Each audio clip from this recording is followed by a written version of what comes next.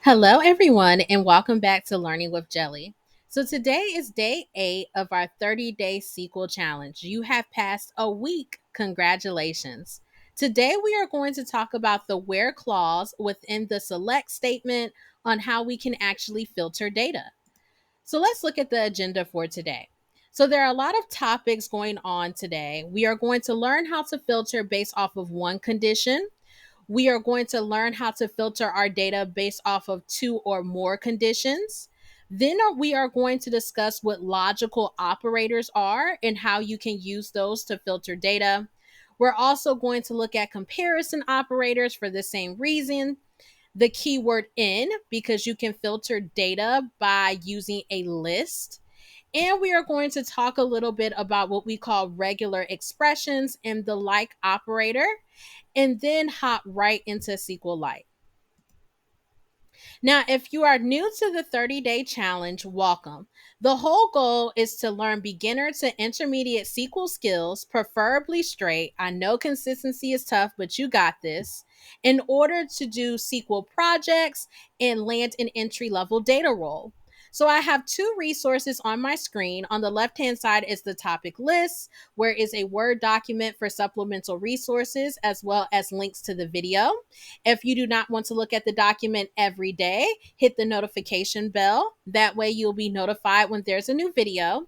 And on the right hand side is a Facebook support group. We have a chat where you can ask questions, get feedback, find a study buddy, help troubleshoot, and more. I'm going to link both of these resources in the description below. So, just a reminder, these are the clauses that make up the select statement. Keep in mind a statement in SQL is one complete command, whereas clauses are options for a command. So for the select statement, we have already looked at the select and from clause, and now we are going to look at the where clause. The order of the clauses matter, so how we actually type this out does matter. Okay, so let's dive into the where clause, which filters records based off of specific conditions. And let's look at how to filter for one condition, especially when we're using a column that is numeric. So, after you select the columns you want in the select clause, you tell it from what table you want to select it from. You then use the column, which is genre ID in this case, and set it equal to 1, and it will return all rows where genre ID is equal to 1, which is rock in the Chinook database. So you definitely can try typing out this code in SQLite Studio as well. I'm going to run through some code examples and then hop into SQLite and actually type it out with you. So now filtering for one condition and its text. So say for instance, once again, I'm still looking at that tracks table. I'm selecting the column of composer. And I only want to filter for rows where composer is AC/DC. And notice since this is a text column, I am putting the value that I want to filter for in single quotes. Keep in mind that whatever you have in single quotes, you spell it correctly. Sometimes your errors is based off of misspelling. Also, make sure that you keep the same case that it is in the table. So in the table, it is capital A, capital C, slash capital D, capital C. If you lowercase this, it will not return anything for you. So you really have to know how the values are represented in the data, but we're also going to learn functions down the road where we can standardize a text column, for instance, and make it all lowercase. So now let's go into these logical operators. And you may have seen this in coding before, where we have the keyword and, or, and not. Those are pretty much the main three keywords. So let's discuss and or because they're almost the opposite, not quite. If you're using the and operator in your where clause, both conditions must be met. So in this example, the row must have the genre ID equal to 1 and a unit price less than 1. And if you look at the output, this is a snippet of the output, and I'm only looking at two columns here. I selected everything, but for ease of the slide, I'm just doing a screenshot of two columns.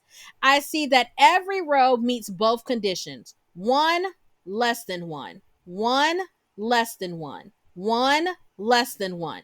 So this keyword and, every row must meet both conditions on both sides of the operator.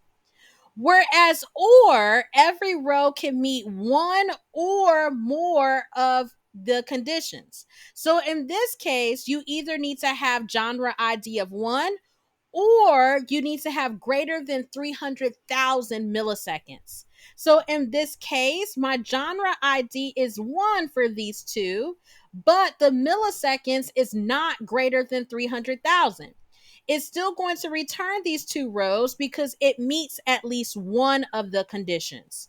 Whereas I see genre ID 2 and 3 showing up because the milliseconds is greater than 300,000. Now, when we see this less than and greater than, this is also what we call comparison operators, which we're going to talk about in the next slide or so. So now let's look at the third most popular logical operator, which is not. And this means it does not meet a certain condition. So this snippet of code on the top is the same as what you see on the bottom. So it will give you the same output. So in this case, I want to filter where country is not Brazil. So give me back all customers that aren't in Brazil. And in this case, I can replace this is not here with an exclamation mark equal to, because this means not equal to. So anytime when you see that bang or that exclamation mark equal to, that means not equal to. So the not operator. So those are logical operators, and or not. Now, comparison operators are pretty much our symbols. It compares what is on the left to what is on the right. So in this case, the equal sign, the not equal that I just saw, you also can do not equal with these two symbols together. It looks like a little sideways diamond. Less than or equal to, greater than or equal to, and so forth. So you can use these operators as well in your where clause. I encourage you to practice using these operators and look at the output and see what it gives you. So an example of that, once again, is this is using the comparison operator greater than to give you all release years that are greater than 2010. So you only want to look at albums that are in 2010 or that are after 2010. So this should not give you 2010 in the result. It should be after 2010. And those are the albums that you will look at.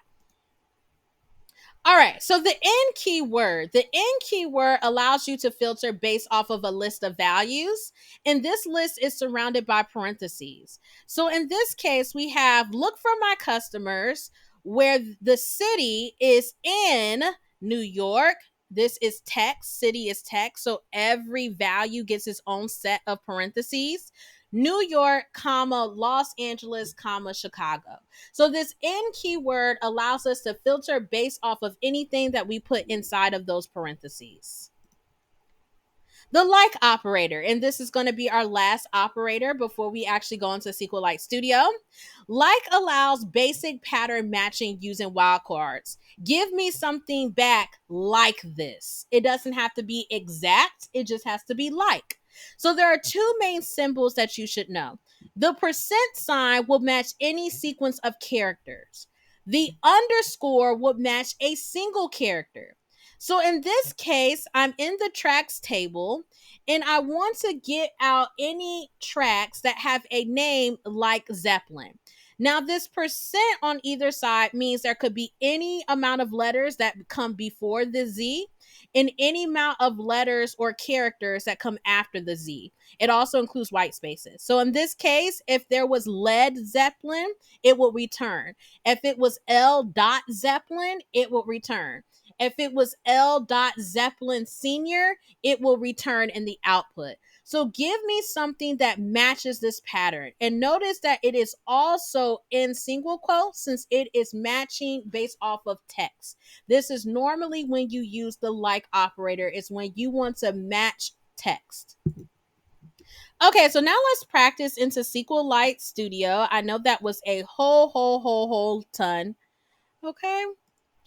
And once again, if you don't have SQLite Studio downloaded, I'm going to have a link in the description below. Feel free to use any software that suits you, but for this 30-day challenge, we will be using SQLite Studio. If you need more instructions, please look at day 2. I walk you through how to actually download SQLite Studio and how to upload a database. So in this challenge, we are using the Chinook database. Okay, so once again, if you don't have your databases listed on the left-hand side, go to view, make sure databases are checked. And here are our questions. So I highly encourage you to read the question, think about it, and on a separate screen, or if you have one monitor, you can minimize this video and open up SQLite Studio. Try it out before I give you the answer.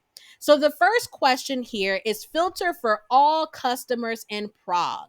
And just a quick hint, we are going to use the customers tables in these questions. So I want to view filter for all customers in Prague. Okay, so the answer is about to come. So if you want to pause, but I am going to give out the answer. So the first thing I want to make sure is that I spell Prague correctly. Is Prague all lowercase? Is Prague all capital? So I'm going to do a quick select everything from customers, and I can put Chinook.customers, but by default, I know that this is from the Chinook data set because up here in the left-hand corner, I also see Chinook is checkmarked. So I don't have to keep typing Chinook. So I'm going to highlight this and run. And they want Prague. So let me see here. I'm going to expand my screen just a little bit. And here I see city, and I see it's Prague with a capital P. Great. So now I can actually filter. So let's do where city is equal to Prague.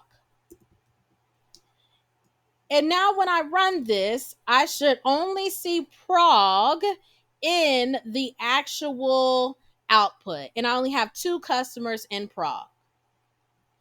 So now for question 2, I want to filter for all customers in Prague or New York. So now I want to look at 2 conditions. So I should have an output if they are in Prague, and I also should have an output if they are in New York.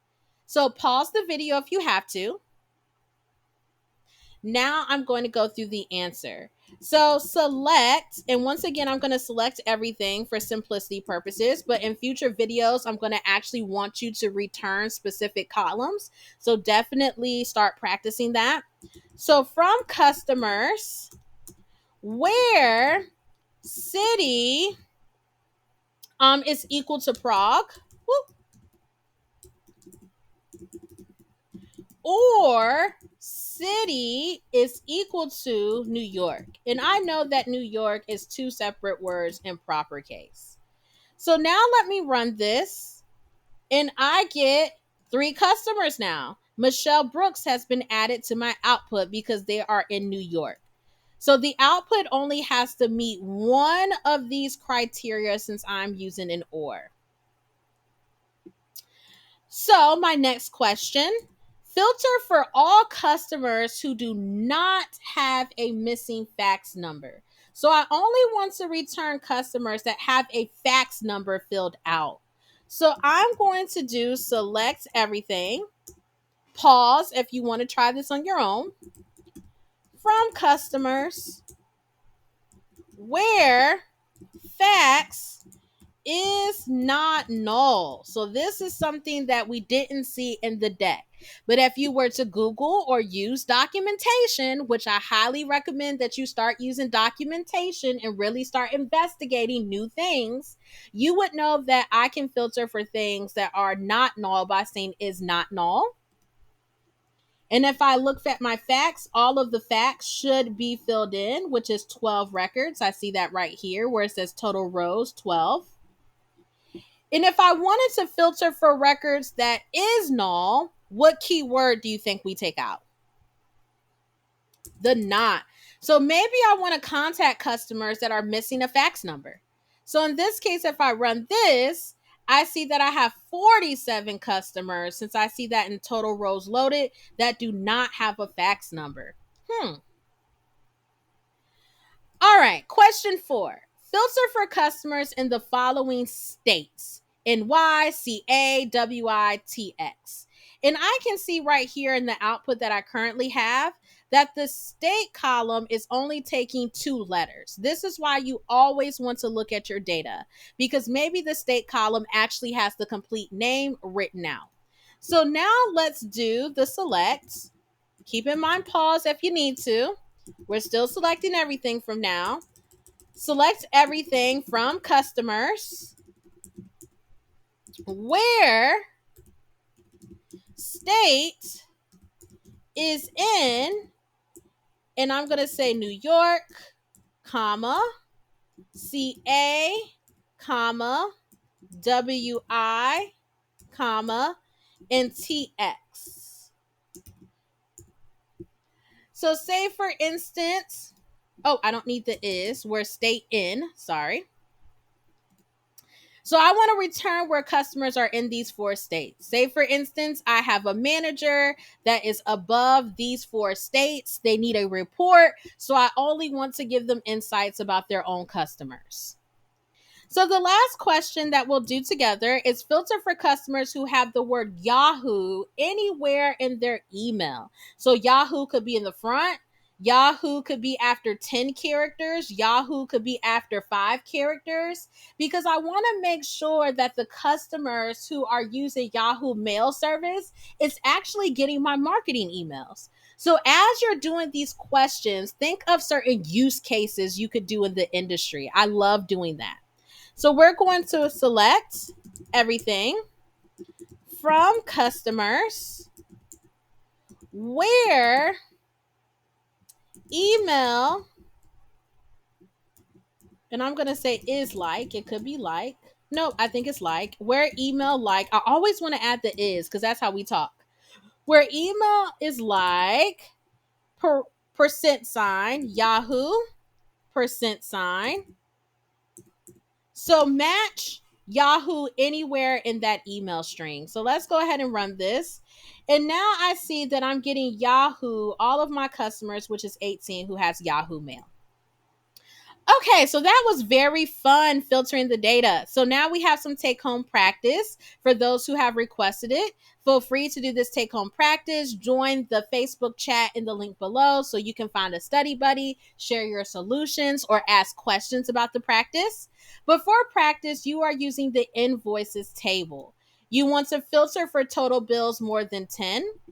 You want to filter for customers in USA or Canada.